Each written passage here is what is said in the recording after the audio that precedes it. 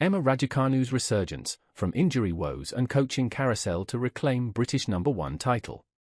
Emma Raducanu is steadily rising up the rankings, having on Monday claimed a comfortable 6-2, 6-4 win over Elena Gabriela Ruse at the National Bank Open in Montreal.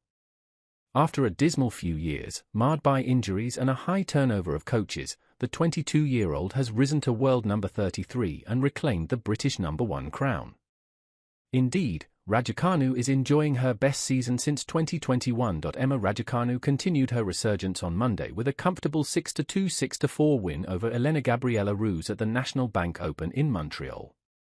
The victory followed Raducanu's statement wins over Marta Kostyuk, four-time Grand Slam champion Naomi Osaka and former world number 3 Maria Sakkari at the DC Open earlier this month. The 22-year-old's flurry in form has seen her rise 13 places in the rankings to world number 33 and reclaim her position as British #1. It's been far from seamless for Raducanu since her fairy-tale victory at the US Open in 2021, and as she continues her return to the top, we've highlighted some of those ups and downs. Wimbledon debut and US Open win, 2021. In September 2021, Raducanu etched her name in the history books by becoming the first qualifier and the youngest British player to win a Grand Slam title when she won the US Open. The Briton, who was 18, did not drop a set on the way to victory in New York, beating Leylah Fernandez 6-4, 6-3 in the final. Earlier that year, Raducanu made her Grand Slam debut at Wimbledon, where she became the youngest British woman to make the fourth round in the Open era. Her Wimbledon success and US Open glory saw her make rise to world number 19 by November of the 2021 season and become British #1. Injury issues.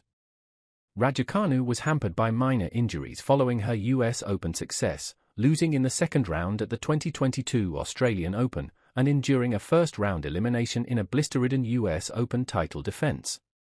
She then missed most of the 2023 campaign due to wrist and ankle injuries, and subsequently dropped outside the world's top 300. In a 2023 interview with The Times, Raducanu said her mental and physical struggles sometimes made her wish she'd never won the US Open. "I was struggling with the physical pain, but the mental side of it was really difficult for me too," she said. "I very much attach my self-worth to my achievements," she said. "If I lost a match I would be really down, I would have a day of mourning, literally staring at the wall. I feel things so passionately and intensely." Raducanu, who signed a number of commercial deals after her US Open win, added that the experience meant she had to mature very quickly and that she had been extremely naive. Coaching carousel. Raducanu's chopping and changing of coaches has been well documented. After a dismal 2023, she split with her fifth coach in 2 years, and turned to trusted childhood coach Nick Cavaday for the following season as she came back from wrist and ankle surgeries. However, Cavaday stepped down for health reasons in January, and Raducanu has not had a full-time coach since. The 22-year-old ended a 2-week trial with Vladimir Platnik on the eve of the Miami Open in March, before going on to reach the quarterfinals and produce some of her best tennis since the 2021 US Open.